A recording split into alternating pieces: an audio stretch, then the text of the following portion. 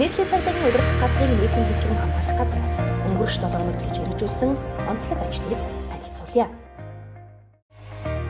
Цагдаагийн ерөнхий газрын нийтийн хэвжрэм хамгаалах, олон нийтийн аюулгүй байдлыг хангах албаны даргын 2022 оны А16 дугаар тушаалаар байгуулагдсан. Ажлын хэсгээс цагдаагийн ерөнхий газрын даргын 2003 оны 229 дугаар тушаалаар батлагдсан хэсгийн байцаагчийн ажлын зааврыг шинжилэн боловсруулах төслийн хэлэлцүүлгийг 2022 оны 3 дугаар сарын 24-ний өдөр зохион байгуулан ажиллалаа.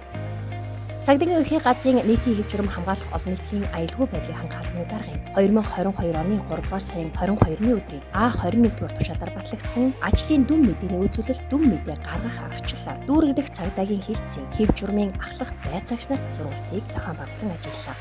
Олон нийтийн цагдаагийн сул оронтойг нөхөн хангах чиглэлээр цагдаагийн ерөнхий газрын дэд дарга бөгөөд нийслэлийн цагдаагийн удирдах газрын даргын 2022 оны 2 дугаар сарын 28-ны өдрийн Б65 дугаартай тушаалаар дүүрэгдэх цагдаагийн хилцүүдэд судлагдсан 63 иргэнийг 5 хоногийн хугацаатай цагдаа дотоодын цэргийн сургалтын нэгдсэн төвтэй хамтран танхимын сургалтыг зохион байгуулж Харьяа дүүрэгдэх цагдаагийн газар хилцүүдэд мөн оны 3 дугаар сарын 7-оос 18-ны өдрүүдэд 14 хоногийн хугацаатай үйлдвэрлэлийн дадлага хийлгэснээр 56 иргэн төгсөж гэрчилгээгээ гартан авлаа.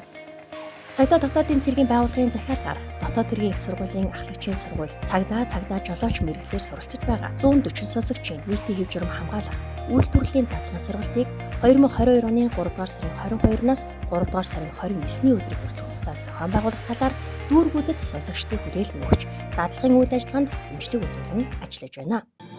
Шөнийн эргүүлийн хилцээс 96 чиглэлд 192 алд багж үргүүсгэж 606 иргэн 512 тээврийн хэрэгслийг шалгаж асаав сангаар 90 сурвалжлагдаж байсан оролдлыг шүүхийн хариуцагч нэгийг олж тогтоон бусдын биед гэмтэл учруулахгүйгээр халдсан нэг зөрчлийг талсан зогсоож 41 зөрчилөлрүүлж зөрчлийн тухай хуулиар хялбаршуулсан журмаар 3 хүнд 60 мянган төгрөг, бэлэн бусаар 19 хүнд 2 сая 620 мянган төгрөгийн торгуулоногдуулж зөрчил гаргаж сувдуурлахундаа хэтрүүлэг хэрэгэлсэн нэг иргэнийг 103, 3 хүнийг эрүүлжүүлэх байранд 4 хүнийг ар гертэн хүлээлгэн өгч ажиллалаа.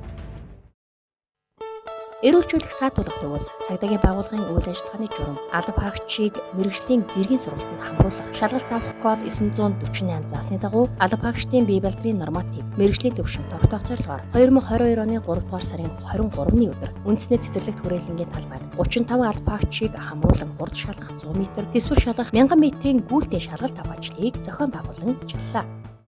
Та бүхний эх 7 хоногийн ажилд амжилт хүсье.